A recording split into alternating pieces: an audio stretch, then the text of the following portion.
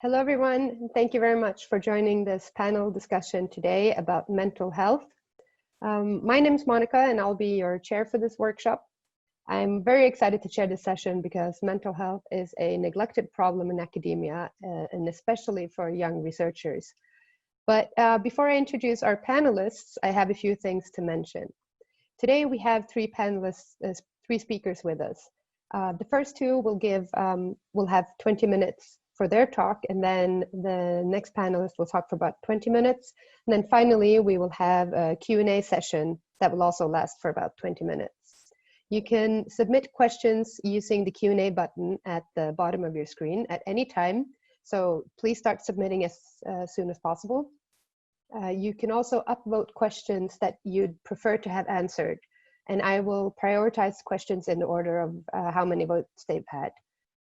If you want to submit anonymous questions, you can do so, but if not, please include your institution at the beginning of the question, and then I'll read out your institution together with your name.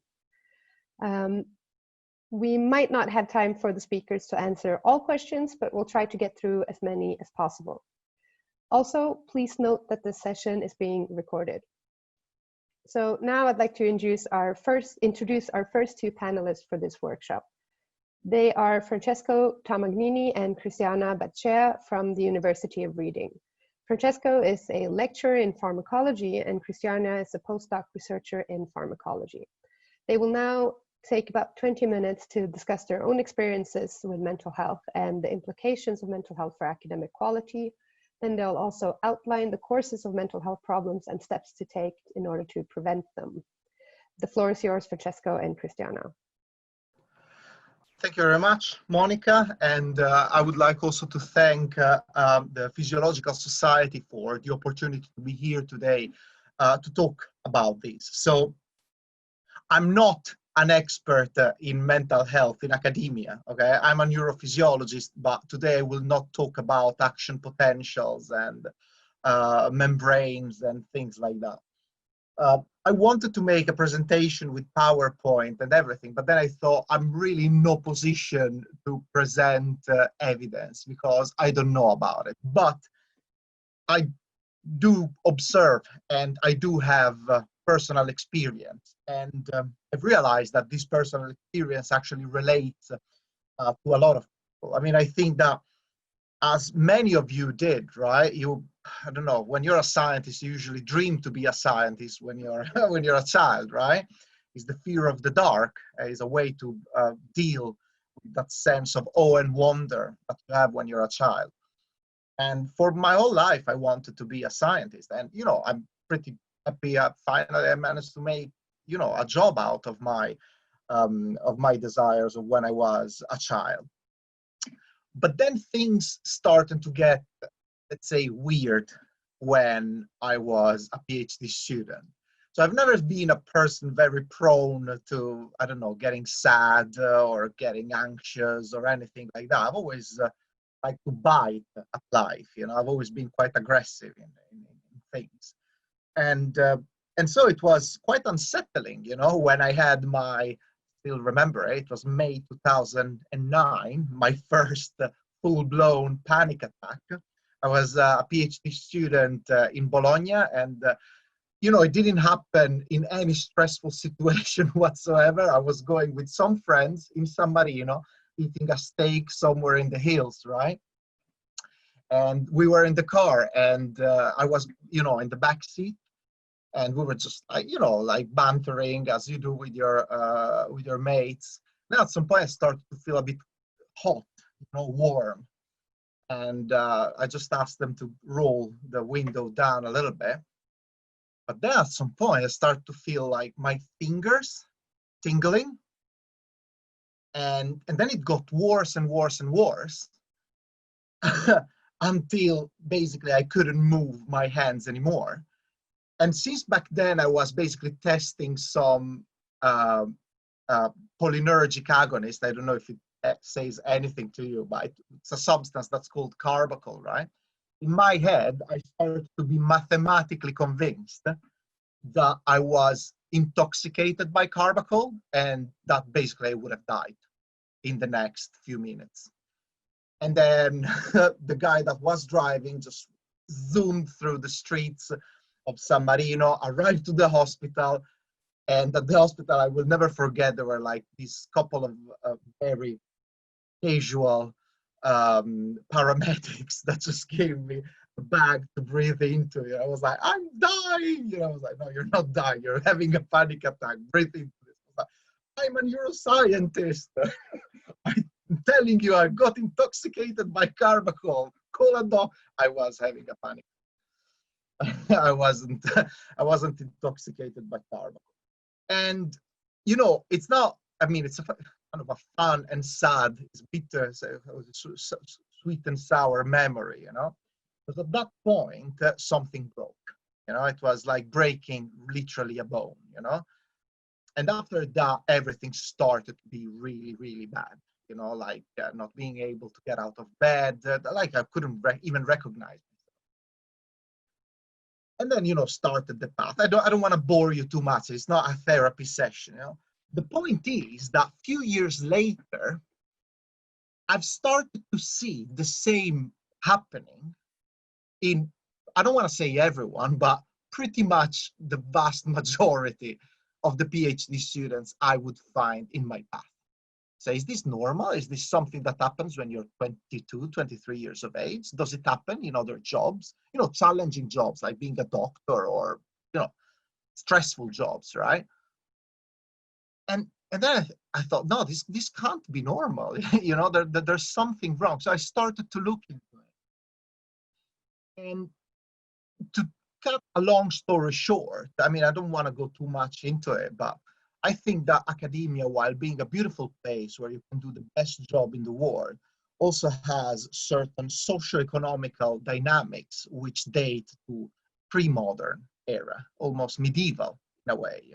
There's this highly verticized pyramid where there is a system of homage and service, right? Homage is the medieval word for homo hominis. I give you my service, and in exchange, you give me your protection, The feudal system worked like that. I'm not saying academia is exactly like the feudal system in the Middle Ages, but it's still heavily influenced by that, right? So you go from being an aggressive young teenager who thinks has the world in their hand, right? To basically not feeling in control anymore, because basically, with the hindsight, I realized that one of the reasons of the breakdown was that it didn't matter how much I did. It didn't matter how successful I could have been. It was never enough. Never enough. There wasn't like a clear victory to celebrate, and there was not a clear failure to cope with. And so I said, I don't want to be that person that causes the same. Eventually I did my postdoc, I got my fellowship, now I'm a lecturer.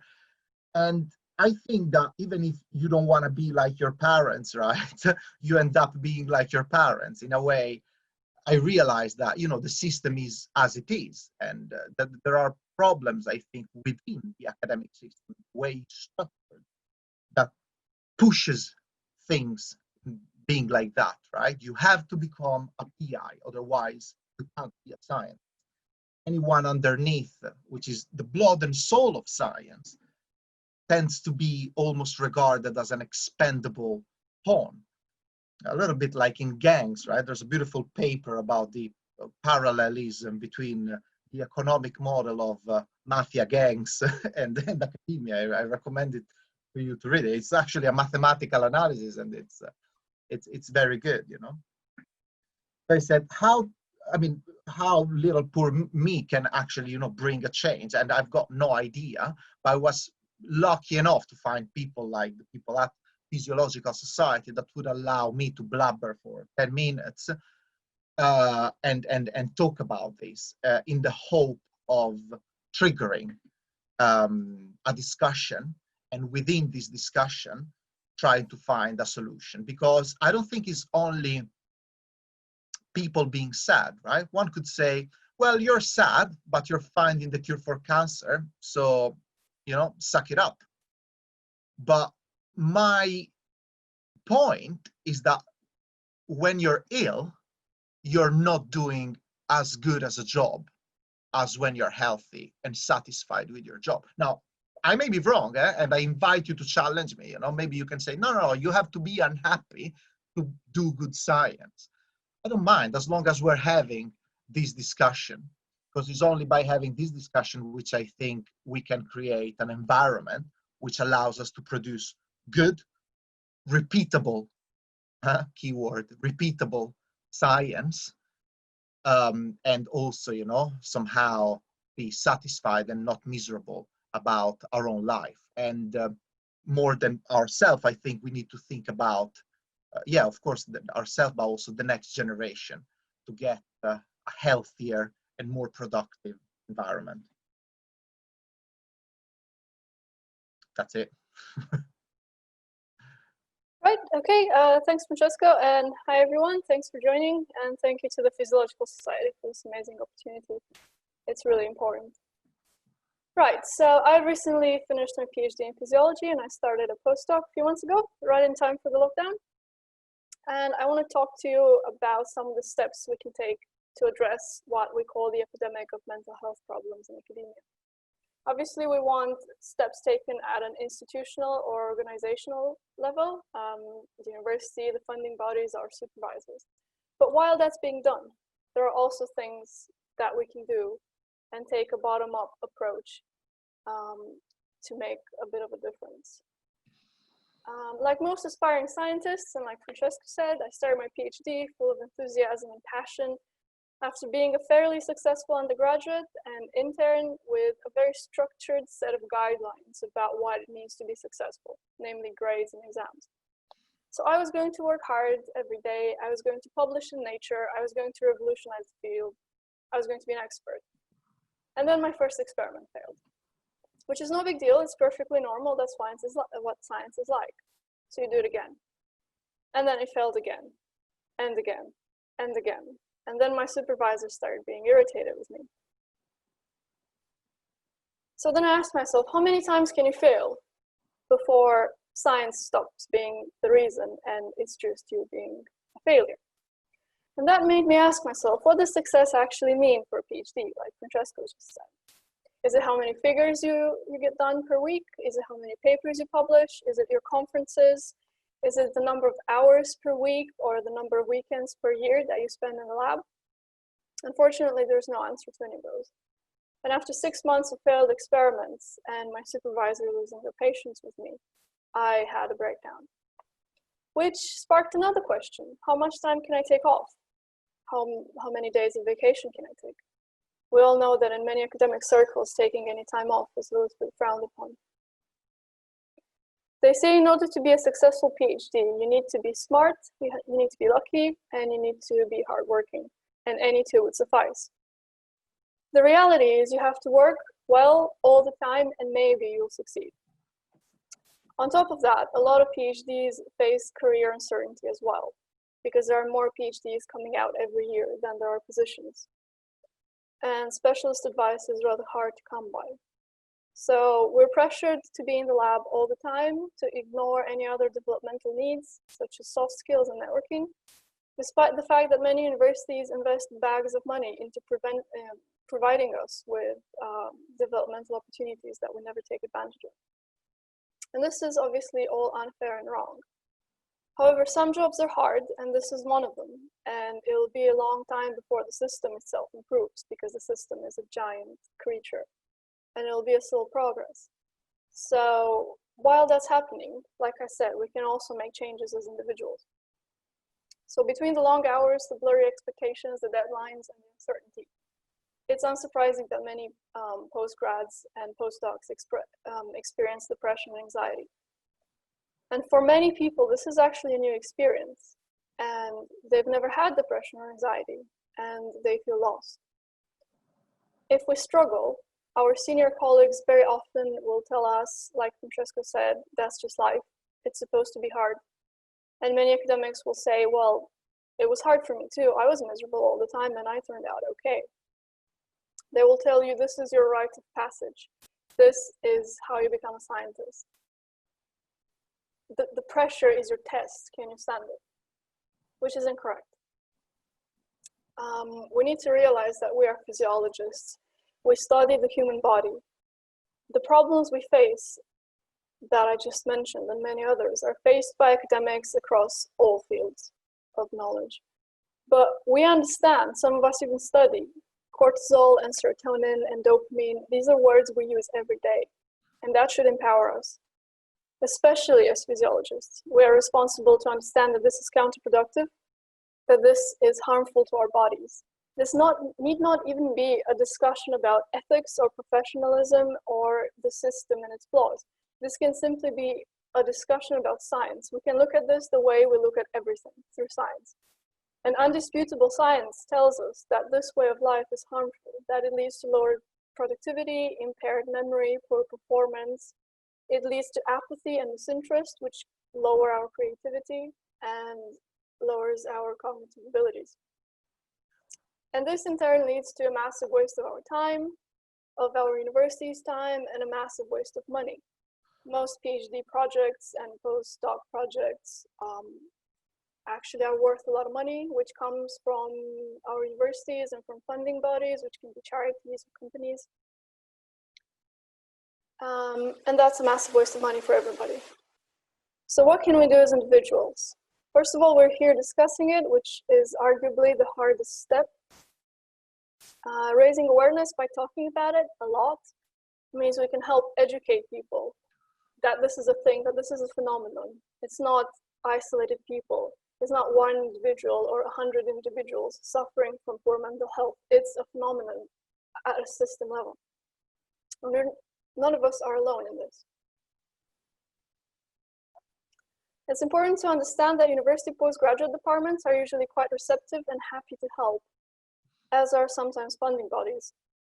And they can provide support and guidance, whether you're struggling because you aren't getting along with your supervisor or other colleagues, or if it's all just too much to handle. And if there are serious problems, they will often be happy to take steps to fix them or point you in the right direction. We can also learn to recognize the signs of mental health problems in ourselves and our colleagues and friends. There is such a thing as mental health first aid, and that's something we can learn. It's important to learn and teach the distinction between being a little bit stressed, a little bit tired, a little bit overworked, and actually suffering from poor mental health. Everybody recognizes that if you have the flu, you perform poorly. And this is just a case of mental flu. So even something as simple as organizing a well-being lunch once a week to open up a discussion where PhDs and postdocs can network for an hour, that would go like a long way. So while we discuss with organizations what steps they can take to improve the situation, we actually have a lot of power as individuals to promote mental well-being by just talking to people about it, learning science and learning coping strategies, and proactively engaging our peers. Thank you. Can I just interject a second, and because I just had an idea of one thing I wanted to say and then I forgot. Is that all right, Monica? Sure, go ahead. So basically, right, I also don't want to be misunderstood, right? I don't think there is a shortcut to excellence. I don't think excellence can ever be reached without going the extra mile, without going, without working really, really hard. I think the problem in academia is not that. I like sport, and I like ancient Rome. So I like the stories of the generals, having to go through a lot of ordeals and have to prove their excellency to make it at the top. I think that the problem in academia is not that. The problem in academia is that you're required to go the extra 10 miles, not for excellence, but for bare survival. That is not a sustainable model, is it? In my opinion. What you need to do, what we need, I think, is the generation of a so-called scientific middle class. There is, I don't know, I made it up basically, right? Like I see there's a lot of groundwork, and then there are the princes and the princesses, the kings and the queens, and there's no buffering in the middle. You've got high level of job insecurity and a lot of working hour at the bottom, and then you've got the princes and the princesses, the queens and the kings at the top, which also are stressed because they come from the same background, and you don't have that buffering middle ground. Also because not all scientists make good PIs. I know loads of scientists that are excellent in the lab and they should be scientists their whole life, but don't give them to manage economical resources or fill out spreadsheets or give, you know, specific goals to reach to the different team members because they don't know how to do it. But right now, that is the only kind of career path that you can have. You can't be a postdoc for life in academia. So I think it's not only a coping problem, it's actually a more complex, stratified, economical and societal problem that affects academic research. And I hope, you know, we can have a discussion here to not address, but at least discuss some of the topics. Thank you very much, Cristiana and Francesco, for your talks. We will now have a presentation from Ben Bleasdale from the Wellcome Trust. He will talk about the Reimagine Research Initiative. And he'll talk for about 20 minutes, and after that we'll have Q&A for including all three panelists. The floor is yours, Ben. Thanks very much, Monica. Well, first of all, I'm a bit embarrassed to follow with slides after such personal and inspirational talks. I think it's been really meaningful to hear a personal experience. I think it changes the discussion so much, knowing that a lot of these challenges are shared. And, you know, even from my perspective, back when I was doing my PhD, I remember talking to the head of the department who said that the trick to kind of succeeding in science was just persistence. He said, you just got to survive, Ben. You've got to be the last man standing. And I used that phrase purposefully. And it really hammered home to me the fact that the way the system operates at the moment does not get the best out of people, and it doesn't encourage the best people to stay either. And so, yeah, it's been really actually helpful for me to be working on the project that we're doing at Wellcome Trust. And I wanted to use the time today to tell you a little bit about where we're up to. We are looking at it as a funder. We fund around 14,000 people around the world. And we are very aware of the fact that funders have an enormous role to play in producing the current culture and in influencing what comes next and influencing better changes. So I'll just take us through a few slides just to share a bit about what we've found so far. And then it'll be great to explore it further in the Q&A. So we've been doing this work under the brand of Reimagine Research. And we really came to this topic about a year ago or so. And it's something that Wellcome cares very deeply about. And actually, we had an article published from our director, Jeremy Farrar, where he himself is obviously a career scientist. He talked about the fact that whilst he had seen many positive things amongst his colleagues working in research, and that it was a field that had so many wonderful aspects to it, that he talked about these warning lights on the dashboard. And it very much speaks to the things that we've already heard about today, about, you know, things like mental health, concerns about bullying, harassment in the workplace, about burnout, the sorts of things that, in Jeremy's words, he thinks make science unsustainable in its current form. And he really charged the organization with taking a complete, all the way back to basics look at what sort of culture was out there in research, to understand that as a funder, and then to take a really hard look at how we operate and what sort of signals we send out as a funder in terms of what success looks like in science. A lot of our work comes back to a very simple way of thinking about it, which is the term excellence. And this is a word that Wellcome plasters all over the websites and all our forms. We talk about it all the time. And it's interesting that in none of those uses do we ever define what it means. And it's when you look at what people come to us with when they're applying for grants, you'll see that there's an enormous bias towards talking about what is produced rather than how it's produced. And I think that's an absolutely natural inclination to take. You know, if Wellcome isn't being explicit about the fact that we care about how, it's very understandable that people think we just care about the what you've made and don't care about how you've got there. And a lot of what you're about to hear about is how do we reform that process and put what and how is equally important. It's not outputs at any cost. You know, as Francesco was saying, you might well be curing cancer, but we do care about how you get there and that it's done in a sustainable way.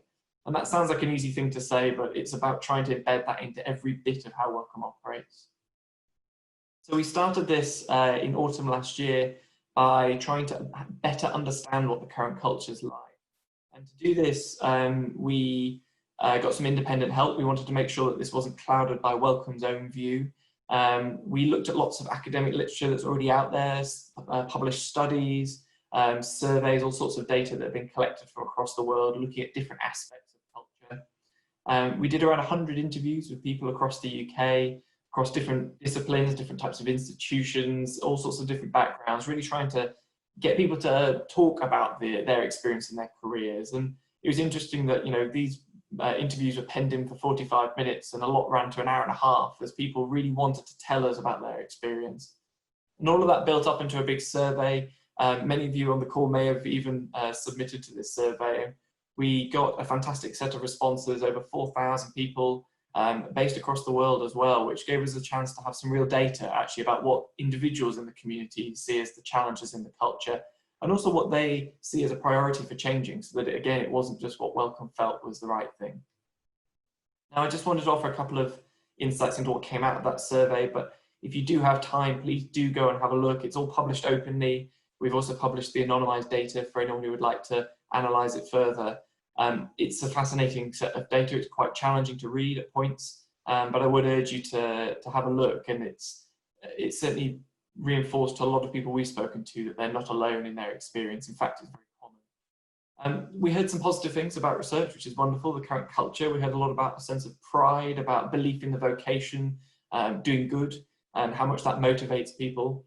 But we also heard a lot about insecurity in many, many different guises, whether that's a personal sense of pressure, whether that's job insecurity, financial insecurity. And I pulled out a couple of key points that I think are relevant for today, but it does look across different types of cultural issues. We heard a lot about this sense of hyper competition, as it got called, this sense of unkind and aggressive conditions being created in research due to the pressures on individuals, the risks that they take with their careers to survive, as has already been said. We heard a lot about how this then feeds down into personal interactions. So an enormously widespread reporting of bullying and harassment, really, really concerning, deeply concerning to have that spread so broadly across the field and seen as kind of an everyday occurrence. We also heard a lot of worries about people feeling unable to speak up about those sorts of things, that if you did push against the system, you know, as Francesco was saying, the feudal system, if you call something out, the only person who pays the price is yourself. You know, that you lose your contacts, that people shun you, and that actually nothing good comes of it. And in a system where people feel so locked in, you're never going to see change in that way, because even those who have good intentions feel stifled. We also, sorry, just to go back a second there, we also asked about the prevalence of mental health challenges and found that over half of people had sought and wanted to seek professional help for depression or anxiety. That's an astronomically high figure. And even if you take into account the fact that I'm sure we have biases in the sample, that's 2,000 people. 2,000 people, mostly in the UK, saying that they've, you know, wanted or sought professional help. That's an extraordinarily large number to associate in one particular career path, and it's really worrying to see that prevalence. We also connected this to some of the causes of those symptoms, if you wish, and began to investigate things like leadership and management in the system. I mean, this is just one of the many angles we pursued, but it was really interesting as an example to look at the fact that I think there is a great deal of power hierarchy in the system that actually doesn't reward good management. Funders like ourselves don't ask about it, we don't recognize it. I don't think it's supported in the right ways. And it was really interesting being able to ask those who do management their experience, but also ask those being managed about their experience, and the gulf between those two groups was quite striking. So we've collected all this information from the survey, and we've been very, very busy through the kind of winter of last year into the spring of this year before we got somewhat stopped by the pandemic. But we wanted to take the results from that survey out across the country to talk to individuals about what it meant for them, and also then to get people to think about what ideas they had for change, things that they already saw happening that were really great, that needed to be more widespread, or things that were in the system that were just totally wrong and needed correcting. And so we hosted events across the UK. Each of these town hall events had around 100 people brought into the room.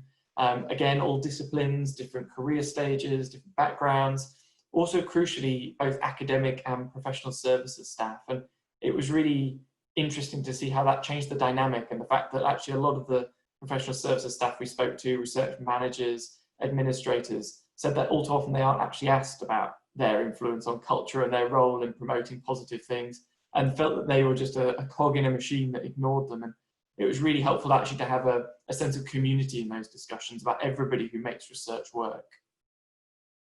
We had some very helpful things through those town halls. We heard a lot about the challenges of recognizing teamwork, low visibility for those in their career, early stages of their career, and a lot about things that are undervalued, such as leadership skills and also mental health. You know, it's not seen as an asset, which it really should be. It's a positive thing to have a community of researchers who feel really well equipped and able to do their best, and that's not where we're at the moment. We also, through those town halls, had a lot of positive things, you know, initiatives that were being done at individual institutions, individual departments that really felt like they were making a difference. And so what Wellcome's been able to do is think about how we interact with those. We're not here to replace, we're not here to get in the way, but I think as a funder, we can do a lot more to support and champion those things. We also wanted to get more broad. You know, those town halls could only reach a certain number of people based on how big the room was. But we wanted everybody to have a chance to digest what was in the report. And we built these cafe culture kits, it's a physical box, as you can see, and it's built like a board game. The idea was that it gave you a chance to sit around the table with your colleagues, friends at you know, a coffee break, back when we were allowed to do that, and then begin to unpack some of the findings from the survey, some of the quotes, some of the statistics, and then to unpick your ideas for how you start to influence those things. And we've had some fantastic results from these cafe culture kits. We've had over 500 physical boxes sent out across the world. We also have just launched a virtual kit if you're keen to carry on as we work remotely. And we've been getting people to share their ideas on this open online forum. We wanted people to be able to go on there, publish the ideas that come out of those things. And Wellcome is using this open online forum. Anyone can have a look at it, upvote things, add their comments. Wellcome is drawing ideas from this to try and implement as well. And it's really nice actually seeing people come on and comment on other people's ideas and say, we had the same thing. We thought about it in this direction. Maybe you add this bit in. As these ideas are everything from small, you know, move grant deadlines away from Christmas, because otherwise you work all the way through Christmas, through to really big things about the future of peer review and how you change that. So it's been really exciting to see the groundswell of ideas coming back. We're also very aware that there's been a great number of people out there in the community talking about positive research culture for many years.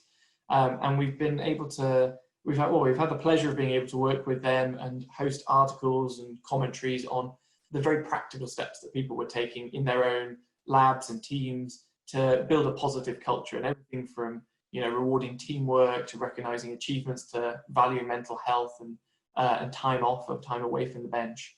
So it's been really nice to have a whole series of these articles on our website from people talking about the fact that this isn't, you know, pie in the sky, this isn't impossible. There are changes that can be done at an individual level. So just to finish off before we go to questions, it was very important for us through all these conversations that we understood the problems in the current culture, including all the mental health challenges that people were facing. But we also asked people to talk about what they thought a really good culture looked like. And through all the town halls, when I was sat there on the tables, I would turn to the person next to me and say, you will have worked somewhere in your career that you really enjoyed, where you thrived, where you really got something out of that environment. What was it about that place that was so special? And how do we start to build that into the system as an expectation, not as a wonderful thing to find? And we're hopefully going to be using all of this information that we've been gathering to build that vision. And Wellcome wants to publish something that describes what a really positive culture looks like in detail, and then assign ourselves that as a goal and hold ourselves accountable to achieving that vision over a long time frame.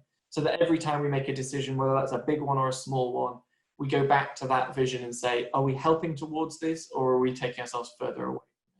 And our idea is that if we can find something that works like that, we can actually make meaningful progress towards a better culture, because we can measure ourselves. We instead of just the kind of enthusiastic trying lots of different things, we'll have a chance to be able to evaluate ourselves against what works and to really hone in on the stuff that will make a difference for individuals. And so in terms of actions that Wellcome's taking, we're very aware that, you know, mental health is one of many aspects of culture. And actually, as a funder, we have the ability to change lots of different bits of culture. We want to make a meaningful difference.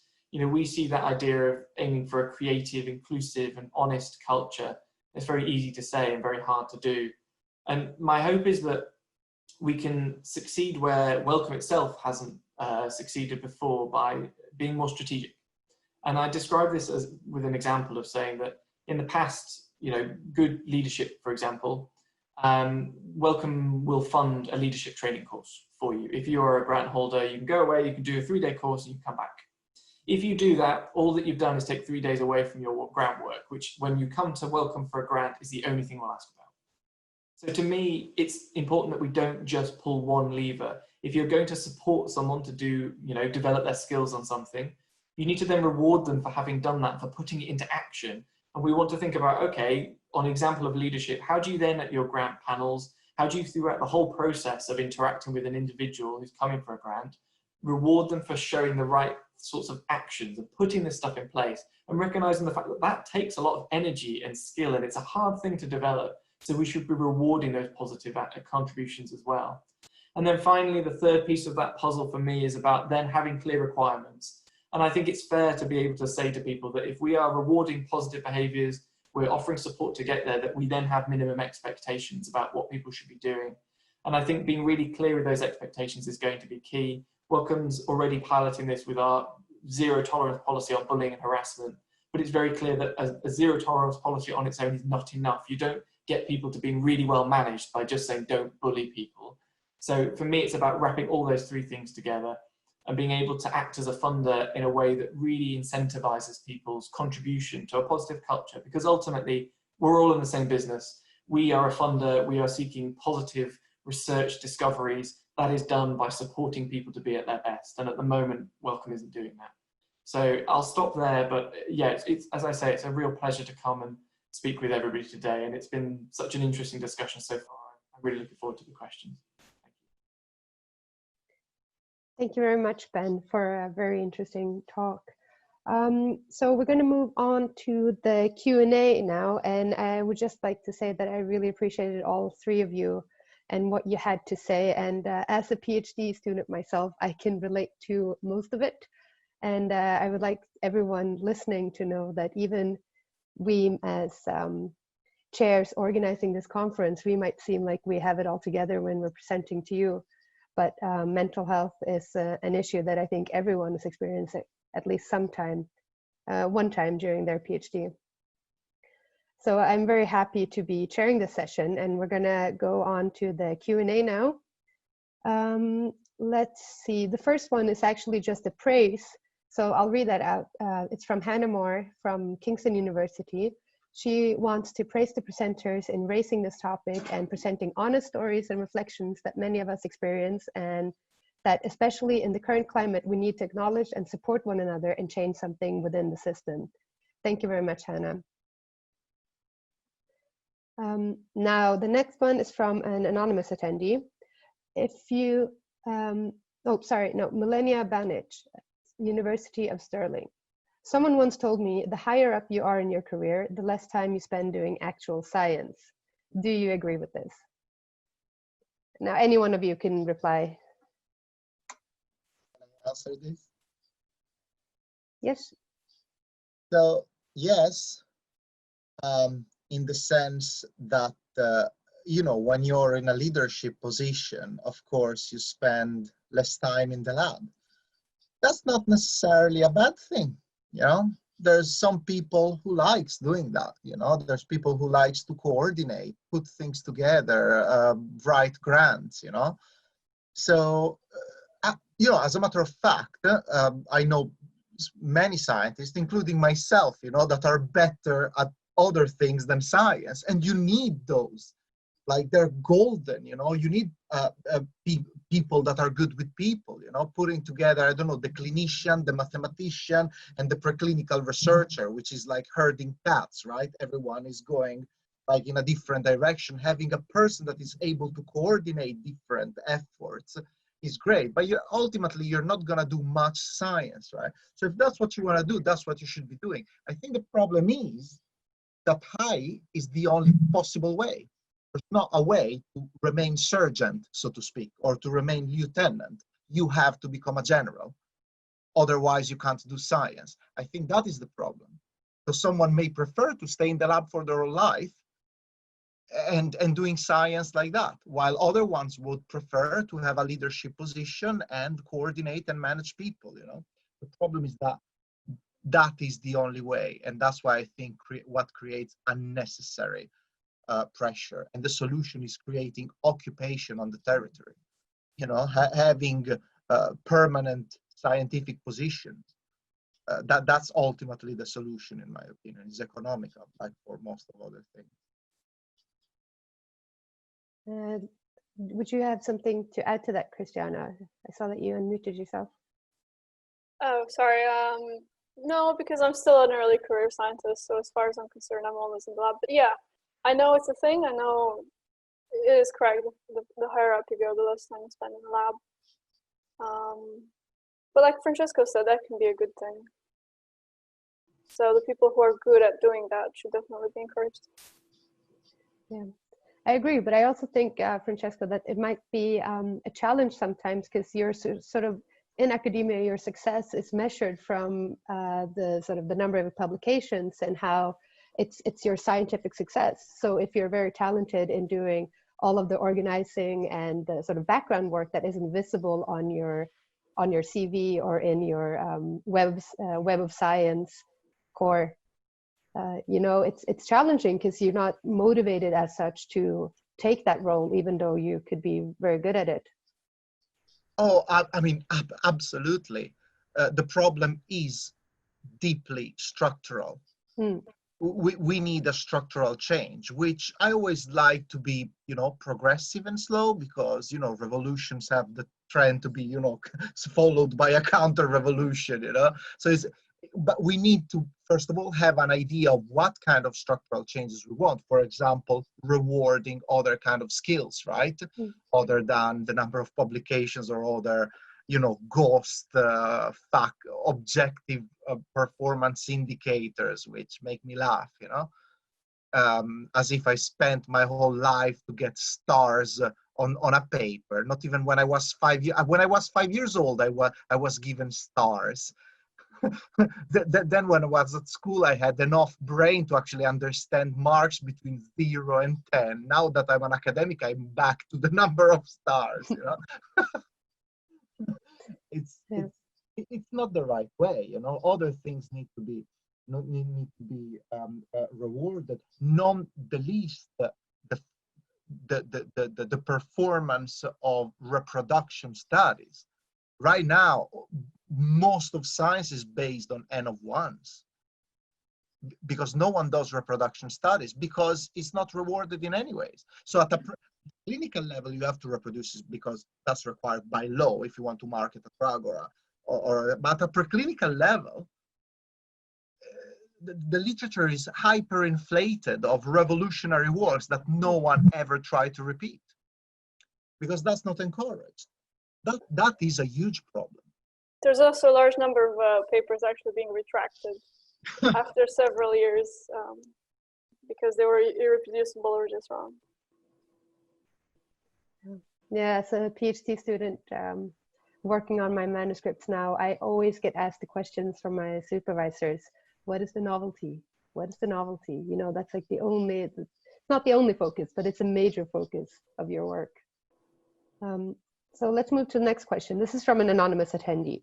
If you suffer from a mental health problem, either before or during your postgraduate career, how would you go about telling a supervisor? Or would you keep quiet based on the current academic environment? I think you could answer this best, Cristiana. Yeah, that's a difficult question. It's difficult to know what to do because supervisors are very different. However, one thing that is usually helpful is to address your postgraduate department, because first of all, they'll have experience with this, because it's fairly common. So they will have been approached by people before, so they'll know how to handle it, and they'll probably be able to give you some pointers about how to address your supervisor, as well as where to find help and support. So I would say, if anybody isn't sure how to approach the supervisor, first ask your department and they'll be able to give you some advice. Usually they'll tell you to just request a one-to-one and just be honest and tell them, I've seen this happen, I've seen people do this and it turned out okay. But ultimately depends on your supervisor. People are very different. Thank you. I'm going to read out a comment now from Alice Judith Sellis from the Kingston University. From my perspective, the fear of not being good enough is something that has always haunted me. No matter how much I try, how much external help and reinforcement there is, the inner battle conquers sometimes. The outer world, especially in such a competitive industry, is intimidating. Although it's not a question, I think it's a very important point. And I think that's something that PhD students and also master students and postgraduates, we all struggle with, that fear of never being good enough. And I think that is something we also need to start with from ourselves, sort of try to accept that what you're doing now is good enough, even though it's really hard. Do you have a comment? Francesco? Yeah, I would like to comment on that, right? Because, you know, I like cycling, right? So I always keep telling myself it's all in the head, truly, right? Like most of the pain, well, all of the pain, it's all in the head. If you keep hydrated, then you keep yourself fed, you can keep on cycling forever, right? So, you know, I also think we shouldn't create an environment which is pathophobic, right? I think stress, pain, these are perfectly physiological responses, and I don't want an academia that is stress-free. You know, I take out the best of myself when I'm under pressure, but everything has to be in good measure, you know? And so, you know, everything is good until it's not good anymore. And the point is that in academia, you're not just being exposed to that nice, healthy friction that makes you grow. And you should have some of that, you know, when you're a PhD. You should smash your head a couple of times against failure, so you learn how to cope with failure. That's perfectly fine, right? But if that becomes the only leitmotif of your PhD, and, you know, your papers and your achievements count nothing, because, you know, there's always something else to do, because you've got imposter syndrome, because your PI at the end of the day is a victim as much as you are, because went through exactly the same S that you've been through, and now is basically repeating on you what he or she has been exposed to, you know? So it is this curse that we need to break. Yeah, I think the desire to be perfect and the fact that it's never enough is really common among scientists. If anything, I think it's part of the definition of what makes someone be interested in science. And that's why it's so important to get feedback, and it's so important to have a structured program as a PhD, with regular appraisals and discussing your research with as many people as possible. Because when you get feedback from so many scientists, I think eventually you'll start to recognize what is actually of good quality, even if you don't feel it's good quality. But if you're presenting it at a conference or a seminar or even a lab meeting with your group, and people are approving of it and giving you positive feedback and constructive criticism, then that will paint an accurate picture of what your work is actually worth. Yeah, and just to add on to Cristiana's point there, that's certainly the findings from our survey, were those moments in the cycle where you take that time to get feedback, and the kind of things in the calendar are just absent for the enormous number of early career researchers. And it goes without saying that the pressures of the daily routine mean that unless you've got something hard in the diary that you know you have to do, that time disappears. So I think, exactly that point of taking the moment to seek that feedback and really take it on board and get something meaningful from it, and keep building and thinking about your own objectives. And I know at times it can feel very kind of corporate-y and stuff, but actually done well, it's a very personal experience that you can have with a person who knows you very, very well. I think the supervisor experience of a good supervisor is the sort of professional connection you can't get in most jobs, because that person really gets what you're working on. They get where you are in their career stage. They've had a very similar experience. And like you said, like Francesco was saying, it's about trying to break some of the assumptions they might make, but using the enthusiasm that they have and, the very personal aspects of it. All right, I'll move to the next question now. This is from Brian Saunders from the University of Sao Paulo. In your opinions, how much of the issue is due to the publish or perish model? I felt nothing of this pressure during my PhD, but now as a young researcher, I'm fairly exposed to the fact that numbers are considered an important, if not the most important, variable when going for positions, grants, and such. Yeah, Peter Higgs said that it's not even publish or perish anymore. It's published all the time in high impact journals and maybe it won't perish, which I think is correct. And yeah, I think much of the problem comes from there, definitely. Especially as a young career researcher where you don't actually have a lot of say into how the system works. And the pressure is so high to actually publish that you don't have the spare time to invest in making any changes. So, Chrissy, I actually disagree with the fact that you say that you don't have much power in changing the things. I think you're exactly in the position of power of changing things, in the sense that if we all start to publish our papers because we do a good job and we want to publish it in a peer-reviewed paper, irrespectively of all these ghastly things like impact factor, H index, you know, science is a slow moving thing. Only time and history can decide what is the real impact of something, you know. If we stick to do our job, which is high quality science, and publish it in a, you know, peer-reviewed journal, and we all do that irrespectively of the prestige of some, because the prestige of a publication should be given by the ability to repeat, not by the good name of something. That is a prejudice, as Voltaire would have, or it's a biased thing, you know, because it's based on the number of, say, I don't want to enter the thing, but you see what I mean? I think we have, and you have the power to do that by saying, you know what, I'm going to do my job, I'm going to publish, and that's going to be it. Yeah, that's true. You know? And if that means I will perish, then I will perish. What can you do? But if everyone starts to do like that, they either make everyone perish, or maybe something is going to change. Yeah, I mean, you are after the revolution there, Francesco. I like it. I agree. I think there is a lot of agency in the system, and it's about trying to find those moments where you can take a stand and make a statement about something. I think the thing I'd reflect about publications is that, unfortunately, the system has grown around them as the token of success. You know, they're easy to curate. They're very transportable in terms of applications. Like, everybody knows what they mean. And I think what funders and others have got to do is start to build ways of demonstrating a contribution in other ways that people feel familiar with, that they feel able to, you know, store. Like, I mean, it's stupid stuff of like, you know, you've got your software of whichever one you choose to use that stores all your papers for you, Google citation alerts. Like, it's just easy.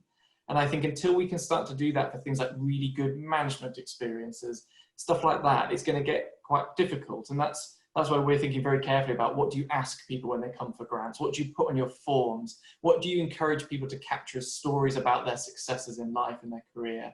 And I do think that can change because, you know, in my field that I now work in, the first thing I will get asked at a job interview is to talk about managing a team and how I got the best out of the people in it.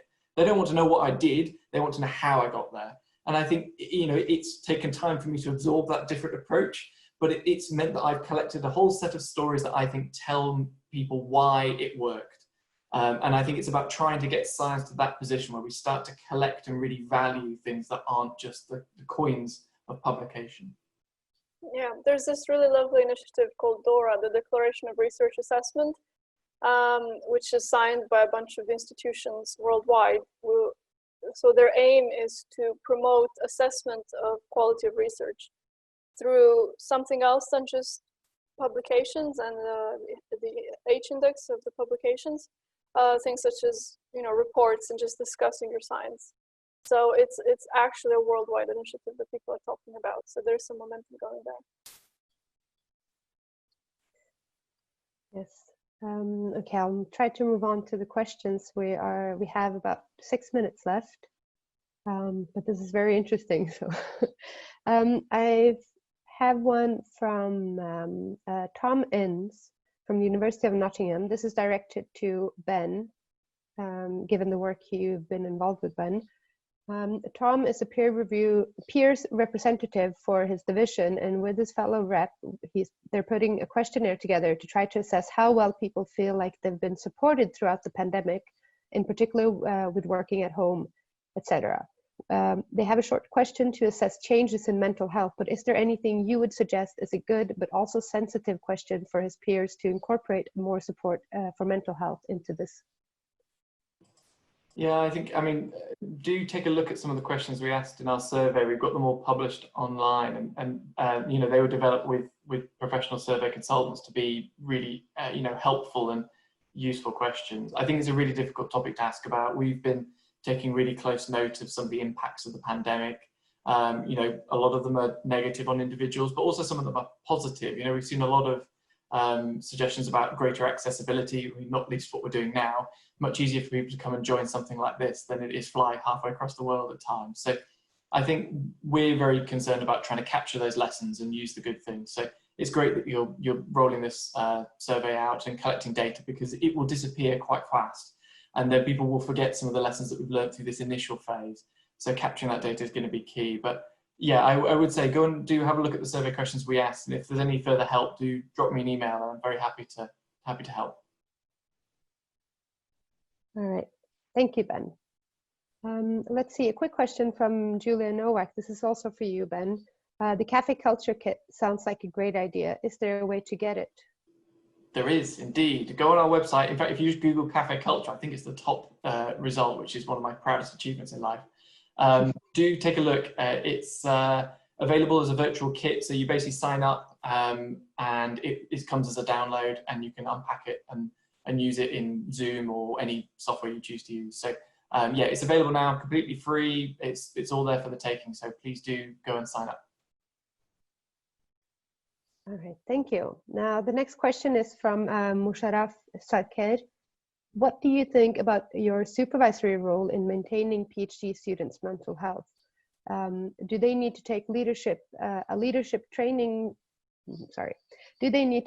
leadership skill training along with their science practice to support their prodigies? I mean, prodigies, I love the definition, right? Which perfectly fits with the feudal system I was telling you about. Yeah, no, absolutely. Like, being a good leader is fundamental. And that's one of the problems with saying things are changing. I must admit it, and I'm happy for that. But, normally what happens is that you go from being a recluse into a, dark room staring into a screen for 12 hours a day, into managing human resources from one day to another. I mean, that's a recipe for disaster. And that's exactly what happens, disasters, because people that don't know, including myself, you're just projected into a world that is completely outside of your comfort zone. So having these progressive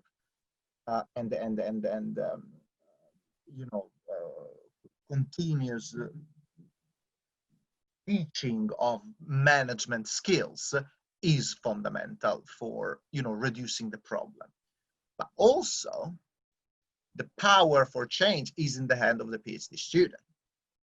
Because, society will never be perfect. It's also up to you to say no, not just to say no to the direct request that may be easier, but say no to the conditioning.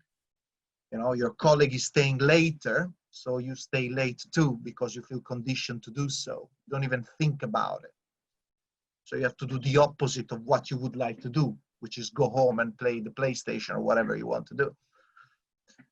That's difficult, but that's within your power, and you should do it. I agree very much, Francesco. As a quick tip, I uninstalled Outlook on my mobile a couple of weeks ago, and I've been enjoying my time up so much more because I never just quickly check my email waiting for the bus or going out with friends. And those minor steps are also important to sort of be able to distinguish when you're available and when you're not, and actually be unavailable at some times and enjoy that time off. That's also important for us young researchers. Yeah. We are unfortunately running out of time. Even though this has been great, I wish we had more time, but now I have to wrap it up. So thank you, Francesco, Cristiana, and Ben, so much for joining us today. It has been a very interesting discussion. And I hope that we've been able to facilitate more discussions that people can bring into their own institutions and continue with their supervisors and their peers, because this is an issue that needs to be addressed not only at the institutional level, but also at the personal level. And speaking up about it is the first step to addressing the problem. So thank you very much, Cristiana, Francesco, and Ben. We are now going to have a break, and I'll be hanging around there during the break. But again, thank you for joining us today.